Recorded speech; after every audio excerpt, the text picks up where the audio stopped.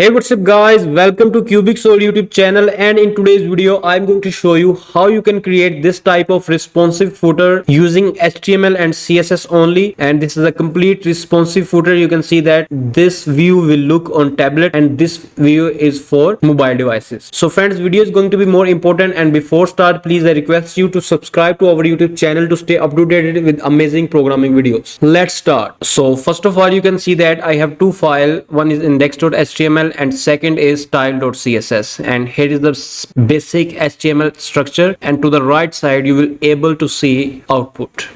First of all, I will create a footer element here with footer class. Next, type here div.container, div.row, div.footer call, and create your footer heading with h4 element and type here like cubic soul. And next, create here unordered list with 4 list item elements. So I'm just going to type here a random text home. Next, we have to copy this div with footer call class and paste this 3 times. Open style.css, and here in the first line you can see that I have import Google font name Poppins, and inside my aesthetic tag I have set margin and padding 0, box sizing, border box. These 3 properties, you must need to add these 3 properties in your each of website. And next, I have give this font family to my each HTML element. Next, we have to copy this footer class and paste here with a dot and type here padding 0 pixel and 80 pixel. Next, copy this container class and paste here with a dot and type here background color red. Next, copy this footer call class and paste here with a dot and type ul list style none. Next, copy this row class and paste here and type display flex and flex wrap. Again, copy this footer column class, paste here and type give width 25%. Next, we have to give a background color to our footer class. So type here background color. So I have select this background color. You can also select a color according to your own desire. Next, I will just comment this background color property. Give a top and bottom padding to your this container class. I have give 40 pixel padding vertically to my container class. And next, one important thing, we must have to add a element to our each list item. So I will remove my this home text and type here a and home.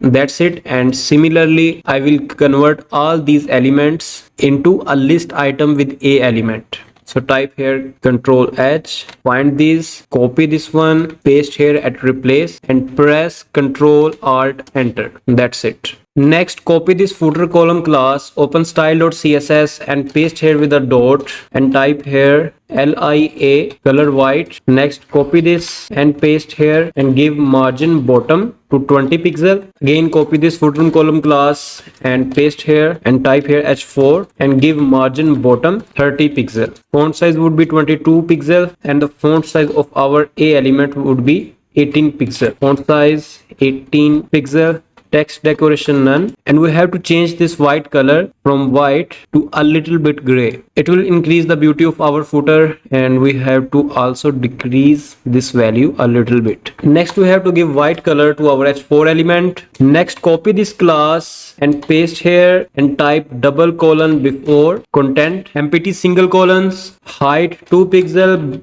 background color red, width 50 pixel, position absolute, and give position relative to your h4 element. So type here position relative and next type here bottom minus 10 pixel. It will create a horizontal line to below of your each h4 heading. Next, we have to copy this class and paste here type colon hover. We will add a hover effect to our each column footer. So type here padding left 10 pixel and color white. We have to change this color a little bit so you can see a hover effect to our each list item element. Next, we have to add a transition property to 0.7 second. So now you can see the hover effect. It will take 0.7 second for moving from left to right. At last, we have to make our footer responsive, and I have to change all these text. To make your footer responsive, you have to type here @media maximum width 600 pixel, and in this media query I will type the CSS code for mobile devices. So we just have to change the width of our each column. Just copy this footer column class and paste here with a dot and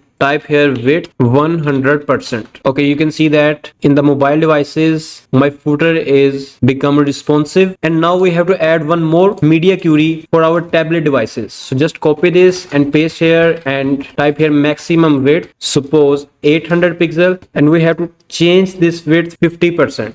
That's it. You can see that our footer is now responsive completely, but we have to add one more property. We have to add a padding 50 pixel and 0 pixel, and similarly you have to copy this padding property and paste inside your this media query.